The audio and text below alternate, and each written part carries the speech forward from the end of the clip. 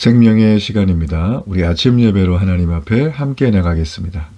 오늘은 디모데후서 4장 1절에서 9절까지의 말씀을 우리 함께 읽으시고 하나님 말씀을 전하겠습니다. 하나님 앞과 살아있는 자와 죽은 자를 심판하실 그리스도 예수 앞에서 그가 나타나실 것과 그의 나라를 두고 엄히 명하노니 너는 말씀을 전파하라. 때를 얻든지 못 얻든지 항상 힘쓰라. 범사의 오래 참음과 가르침으로 경책하며 경계하며 권하라. 때가 이르리니 사람이 바른 교훈을 받지 아니하며 귀가 가려워서 자기의 사욕을 따를 스승을 많이 두고 또 그 귀를 진리에서 돌이켜 허탄한 이야기를 따르리라. 그러나 너는 모든 일에 신중하여 고난을 받으며 전도자의 일을 하며 내 직무를 다하라. 전제와 같이 내가 벌써 부어지고 나의 떠날 시각이 가까웠도다. 나는 선한 싸움을 싸우고 나의 달려갈 길을 마치고 믿음을 지켰으니 이제 후로는 나를 위하여 의의 면류관이 예비되었으므로 주 곧 의로우신 재판장이 그날에 내게 주실 것이며 내게만 아니라 주의 나타나심을 사모하는 모든 자에게 도니라. 너는 어서 속히 내게로 오라. 자, 우리가 디모데 전후서를 살피면서 오늘 마지막 4장에 이르렀습니다. 매우 중요한 장입니다. 바울은 30년 동안의 복음 전도의 사역, 하나님의 복음을 세상에 전하는 그 일에 온 생애를 바치면서 오늘 사랑하는 아들 같은 이 영적인 아들인 이 디모데에게 이 최후의 권면을 하고 있습니다. 특별히 마지막에 남기고 싶은 말, 두 글자로 유언이 되겠죠. 자, 이런 어떤 그 자신의 죽음이 임박함을 깨닫고 느꼈던 이 바울은 이 마지막에 오늘 이 사랑하는 디모데에게 앞으로 당면한 또 앞으로 해결될 지금 현재 처해 있는 그 문제들을 잘 해결할 수 있도록 이 에베소 교회 신임 교육자였던 우리 디모데 목사님에게 뭔가를 분명한 얘기를 마무리하면서 끝내고 있는 장면입니다. 오늘과 내일 저는 그 부분을 우리 4장을 두 번에 걸쳐서 여러분과 함께 나누고 싶습니다. 자, 먼저 오늘 이 바울의 모습을 한번 우리가 볼 수 있는데 이 바울은 이 죽음을 앞두고 남기는 마지막 말을 지금 하고 있거든요. 근데 듣는 사람이나 하는 사람이나 뭔가 이렇게 좀 갈등도 있고 두렵기도 하고 뭔가 좀 마음이 어렵고 사실 이런 게 우리가 보통 바라보는 것들이죠. 지금 말고 조금 더 사라졌으면 좋겠다. 보는 사람의 입장이죠. 또 본인 역시 내가 아직도 좀 못다한 게 있는데 이제 이런 생각을 가질 수가 있죠. 그러나 바울에게는 이런 모습이 조금도 없습니다. 오히려 확신에 찬 그런 놀라운 권면을 우리 디모데에게 하고 있으면서 그 바울에게 있는 하늘이 허락한 하늘의 풍성한 부유와 평안함이 굉장히 이 본문 속에서 자주 등장하게 됩니다. 참 이걸 읽을 때마다 얼마나 부러운지. 여러분, 사람은 인생을 잘 살고 마무리가 중요하죠. 마무리를 잘하는 게 정말 후대에 자자손손 이 사랑과 격려와 귀한 이 모델이 되는 굉장히 마음속에 이 도전이 될 만한 삶을 사는 거에 결정적인 모습이라고 할 수 있습니다. 오늘 바울은 그런 어떤 준비를, 그런 모습을 우리에게 너무나 잘 보여주고 있습니다. 자, 바울은 오늘 1절에서 이런 말을 합니다. 하나님 앞과 살아있는 자와 죽은 자를 심판하실 그리스도 예수 앞에. 자, 이 얘기는 뭐예요? 코람데오죠? 우리는 하나님의 심판을 받아요. 하나님의 심판은 불신자만 받나 봐. 그거 아닙니다. 우린 다 받습니다.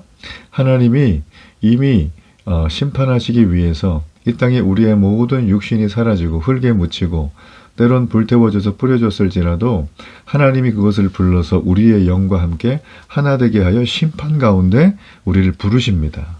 자, 바울은 지금 그 얘기를 해주고 있죠.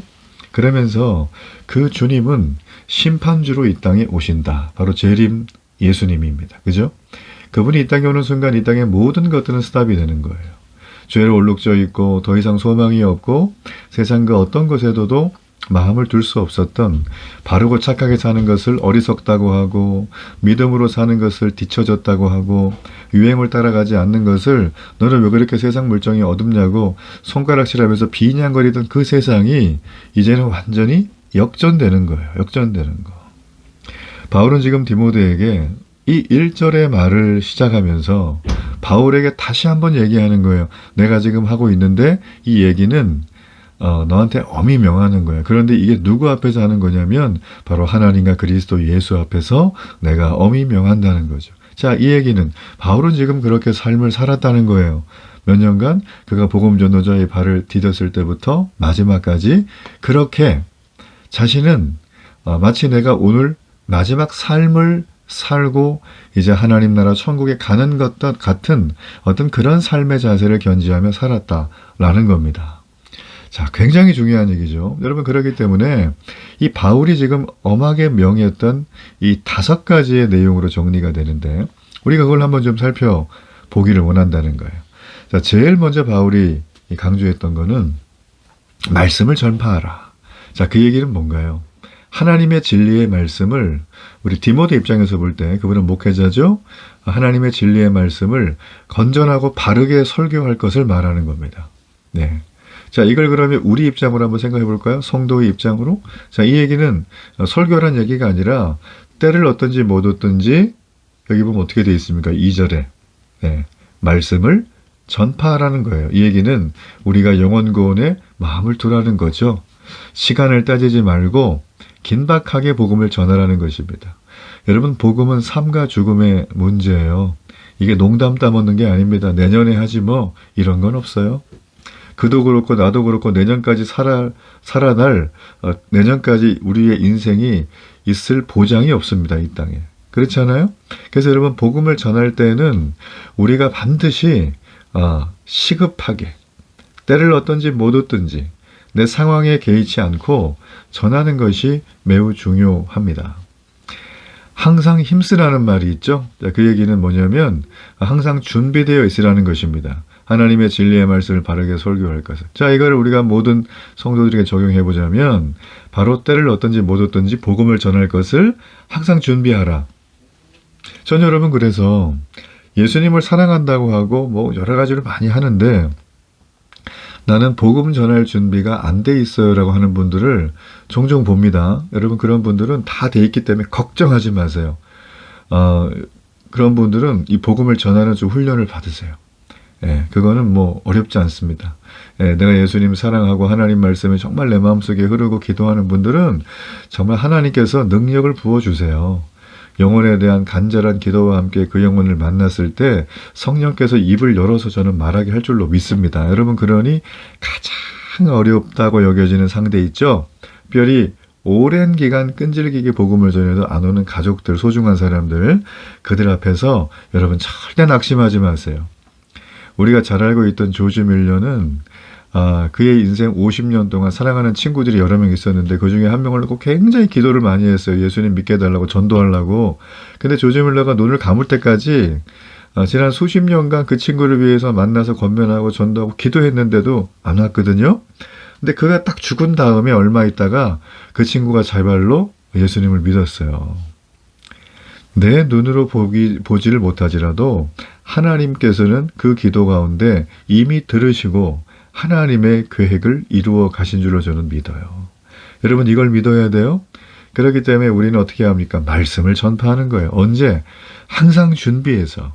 자, 그리고 또 하나는, 세 번째는 경책하라. 그죠? 자, 그 다음은 경계하라. 권면하라. 이제 이런 말이 등장을 해주고 있어요. 자, 이 얘기가 지금 이제 2절에 쭉 나오는데 이거를 이제 사실은 3가지가 다 같은 거예요. 먼저 우리 목회자였던 디모데 환경에서 한번 생각을 해보자는 거예요. 자, 디모데가 담임하고 있는 에베소 교회의 사역 환경은 우리가 계속 살폈지만 거짓 교사들, 거짓 가르침들, 뭐 이런 것들이 난무하던 곳입니다. 그리고 뭐 아주 세속적인 어떤 당시의 철학이나 사상이나 정치나 세계관이나 문화적인 아젠다들이 굉장히 많이 있던 곳이기 때문에 어지간해서는 그 사람들의 자존심과 콧대를 꺾을 수가 없습니다. 그리고 뭐 어영부영 얘기에서도 그 마음이 변하지가 않죠. 자, 이런 상황 속에 있을 때 이 세 가지를 권면하는 바울의 모습을 보세요. 자, 바울은 어떻게 되나요? 바로 거짓 가르침을 하는 사람들에게 이렇게 대하라는 거예요. 경책하라, 경계하라, 권하라는 거예요. 그러면서 하는 얘기가 오래 참고 가르침으로 라고 하는 수식어가 딱 붙어 있습니다. 자, 이 얘기는 무슨 얘기입니까? 디모데가 사역함에 있어서 오래 참으라. 이거는 태도에 대한 얘기죠. 가르침은 뭐예요? 바른 복음을 가르치라는 거예요. 예.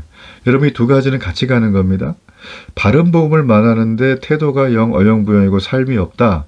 이건 가짜일 가능성이 높아요. 아니면 내용은 맞더라도 그 사람의 영혼과 심령은 이미 죽어있는 상태라 하나님의 영이 아니라 자기가 좋아하는 이 세상의 스승의 영, 주관적인 취향을 붙들고 그게 마치 믿음인 양 오해하면서 살아가는 경우들이 있습니다. 여러분 이거는 참 안타까운 일이에요. 자, 그렇기 때문에 이 사도 바울이 디모데에게 이렇게 명령한 근본적인 이유가 있겠죠. 예, 거기 말씀해 보면 나오잖아요. 그죠? 예, 3절을 보세요. 때가 되면 사람이 바른 교훈을 받지 않는데요. 자, 건전한 교훈을 싫다고 하는 겁니다. 누가요? 사람들이. 오늘날에도 이런 일들은 많죠. 예수님 전하면, 그죠? 그리고 이 살 날이 우리가 얼마나 될지 모릅니다. 이렇게 나이 좀 드신 분들에게 얘기를 하면 막 역적을 내고 막 화를 내고 막 난 더 살고 싶은데 왜 그런 얘기 하냐 그러면 재수없다 그러고 막 이런 얘기 한다는 거죠. 그죠? 참나 그렇게 펄쩍펄쩍 뛰는 분들은 그게 두려운 거예요. 죽기 싫은 거거든요. 힘들게 번 돈 다 써야 되는데 힘들게 쌓은 그 명성 내가 다 존중받고 살아야 되는데 그거 못하니까 그냥 아주 그냥 벙벙 뛰는 거예요. 여러분 그러니까 인생을 좀 심플하게 사세요. 돈 버는 거 좋아요. 자녀 양육하는 거 좋아요. 놀러 가는 거 좋고 건강대 다 좋은데 지나치게 몰입하지 마세요. 그거. 여러분 그게 하와가 들었던 뱀의 속삭임이에요. 뱀이 지금은 징그럽지만 에덴 동산에 있을 때는 아주 외모적으로 뛰어났습니다. 우리가 보는 연예인 아이돌의 10배, 20배, 100배, 아마 10,000배 이상은 뛰어난 외모와 외형적인 모습을 갖고 있었을 거예요. 그러니까 여러분 이브가 마음을 열었죠. 그잖아요. 그 자매님도 눈이 있는데 그렇잖아요. 뱀처럼 이상한 거 막 징그러우면은 누가 그 말을 듣겠어요. 그러니까 우리가 아예 나쁜 것들은 사실 안 합니다. 우리가 뭐 살인도 안 하죠. 사기도 안 하는 거예요. 그런데 중요한 건 괜찮아 보이는 것들에 너무 시간을 써요. 아, 이것도 괜찮아 보여. 저것도 괜찮아 보여. 그러면서 24시간이 괜찮아 보이는 걸로 꽉 채워지는 거예요. 여러분 제가 분명히 말합니다. 이거는 사탄의 교묘한 술수예요. 걸려들면 안 됩니다. 괜찮아 보이는 거 여러분 가지고 있는 거 10개이죠? 다 버리세요. 그거. 괜찮은 게 여러분을 구원하지 않습니다. 여러분은 가장 좋은 최고의 선물인 구원이 여러분을 결정적으로 이끈다는 걸 기억하길 바랍니다. 복음은 그래서 구원의 능력을 주는 거예요. 그러니까 이 복음을 때를 따라 시간을 어떤지 못 어떤지 하는 거죠. 우리가 이 땅에 살아있는 건 복음을 전하기 위함이지 내 자아 실현이 아닙니다. 100세 인생 사는 것도 아니에요. 노후에 안락하게 사는 것도 아니고 떵떵거리는 것도 아닙니다. 그건 하나님이 수단으로 다 준다고 했어요. 만약에 그게 전부라면 지금 사도 바울은 디모데에게 이런 편지를 쓰면서 견면해서는 안 된다는 거죠. 여러분 그러므로 이 땅에는 디모데와 같은 목회자들이나 바울 같은 전도자가 그 사람들만 복음을 전하는 게 아닙니다. 우리는 복음을 많이 전하는 얘기가 아니라 내 주변에 있는 소중한 사람들, 내 경계 바운더리 속에 있는 분들에게는 반드시 성도에게 주어진 이 사명을 감당해야 돼요. 그래서 하나님이 이 책임을 심판날에 물으실 거예요, 우리에게. 여러분 그걸 생각한다면 복잡하고 괜찮은 거에 시간을 뺏길 수가 없습니다. 시간이 얼마나 아까운 건지 여러분이 알게 될 거예요. 시간을 아껴가면서 공부하고 시간 아껴가면서 우리가 돈 벌었던 그런 체질적인 어떤 우리의 문화적인 컨셉이 있잖아요. 여러분 이걸 복음에 접하셔야 돼요. 대입하셔야 돼요. 여러분 그러므로 우리는 사명을 감당하는 사람입니다. 그렇기 때문에 우리의 모든 일은 하나님이 주신 사명이에요. 그러니까 우리는 이걸 가지고 사람들의 반응, 그들의 모습, 유행, 트렌드 여기에 좀 뒤떨어져도 돼요. 어떤 분은 차를 타고 다녀야 되는데 차를 너무 사랑해요. 어떤 분은 옷을 입고 다니는 건데 옷을 너무 사랑하고 어떤 분은 먹는 거를 우리의 생명의 건강을 위해서 해야 되는데 먹는 것 자체가 인생의 운명이라고 여기는 분도 계세요. 여러분 이거 아닙니다. 이거 정말 아닙니다. 그냥 차는 탈 때까지 타고 옷도 입을 때까지 입으세요. 예. 그리고 먹는 것도 건강을 해치지 않은 범위 내에서 골고루 건강하게 먹으세요. 막 쓸데없는 거, 막 희귀한 거 막 구하러 다닌다고 왔다 갔다 하지 말고 여러분 그렇게 사셔야 돼요. 여러분 여기 말씀해 보면 바울이 이 모든 일에 자기는 고난을 받았고 전도자 일을 다 했다. 그러니 나를 본 것처럼 나를 그대로 벤치마킹해서 신중하게 너도 그렇게 하라라고 했어요. 자, 바울이 이렇게 담대하게 할 수 있었던 건 이유가 뭘까요? 6절을 보세요. 전제와 같이 내가 벌써 부어졌다 그랬어요. 자, 이 전제라는 말은 무엇입니까? 자, 민수기 15장 1절 10절에 나오는 얘기인데요. 이거 제사의 모습이에요. 우리가 제사를 드릴 때 잘 보세요. 희생제사를 드리면은 그 가정 가운데 드려지는 포도주가 있어요. 포도주는 완전히 바쳐진다는 거예요. 즉 죽음을 얘기해요. 자신의 죽음이 전제라는 거죠. 바울은 그렇게 복음을 전하기 위해서 모든 걸 바쳤어요. 그리고 지금 그가 마지막에 남아있는 목숨까지도 바치고 싶어 해요. 여러분 이게 가능한가요? 이게 제정신이 아니거나 아니면 뭔가 이렇게 완전히 몰입해 있거나 미쳐 있거나 그게 나의 신앙의 대상이거나 하는 사람만 가능한 거죠. 그러면 자신이 붙들고 있는 놀라운 확신을 고백하는데 자신은 선한 싸움을 싸웠대요. 자신이 달려갈 길을 모두 마쳤대요. 끝까지 믿음을 지켰다는 거예요. 저는 개인적으로 이 7절의 말씀을 굉장히 좋아합니다. 예전부터. 싸움을 싸우는데 세상처럼 더럽고 냄새나고 비열한 싸움이 아니라 선한 싸움이다. 믿음으로 싸운 거죠. 그리고 내가 달려가야 될 길을 모두 마쳤다는 얘기는 이건 마치 마라토너가 42.195km를 어디가 구간이고 B 구간은 여기고 반환점은 여기고 마지막 스퍼트는 이걸 해야 되는 거고 이거를 항상 머리에 집어넣고 그리면서 살았다는 거예요. 예. 제가 볼 때 이거는 거의 ISTJ가 아닐까 싶습니다. 그죠? 예, 굉장히 치밀한 분석과 전략가의 모습으로.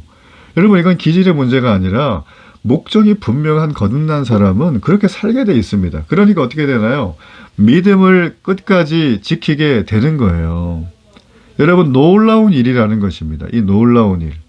이 놀라운 일을 바울은 마치고 8절에 보면 이제 나를 위해서 의의 면류관이 예비되어져 있다. 자, 이런 얘기를 30년의 사역을 돌아보면서 바울은 얘기하고 있다는 것입니다. 여러분의 인생에도 마지막이 있습니다. 주님이 주실 의의 면류관을 바라봐야 합니다. 그래서 오늘을 우리가 살아갈 때 맡은 바 사명에 충실하게 사는 것. 여러분 이게 바로 우리 주님이 우리에게 허락하신 삶이라는 거예요. 자, 그렇게 될 때 바울은 우리 인생의 마지막 순간에 그의 마지막 순간에 절망하는 모습이 없습니다. 죽음 때문에 슬퍼하지 않습니다. 물론 헤어지는 건 아쉽지만 우리가 천국 가서 다시 만날 날을 기약하면서 우리의 믿음을 나누는 것은 그에게 죽음은 곧 소망이었다는 거예요. 복음 전파에 충성한 그는 언제나 주님의 의의 면류관을 그리며 삽니다. 여러분 그러면 조금 더 우리가 컴다운하면서 우리의 삶을 하나님 앞에 심플하게 드리고 할 것과 하지 않을 것들이 저절로 구분이 될 줄로 저는 믿습니다. 여러분은 죽음을 어떻게 준비합니까? 죽음을 준비하는 최고의 자세는 선한 싸움을 싸우세요. 달려가야 할 길을 늘 그 목적지를 생각하고 되새기고 쳐다보세요. 그리고 끝까지 믿음을 지켜 나가야 합니다. 여러분 이렇게 여러분의 세대가 이 복음을 가지고 나가고 이 복음의 횃불이 여러분의 다음 세대로 이어지는 걸 하나님은 우리에게 사명과 충성을 다해야 될 걸로 허락해 주셨어요. 여러분이 이 길을 기쁨으로 걸어가기를 주의 이름으로 축복합니다. 결단의 기도를 드립니다. 살아계신 하나님, 죽음을 준비한 최고의 자세, 이 놀라운 선한 싸움, 달려가야 할 길, 믿음을 지키는 것 날마다 되새기며 성령이 주시는 힘으로 이 놀라운 일들을 감당케 하여 주옵소서. 예수님 이름으로 기도합니다. 아멘.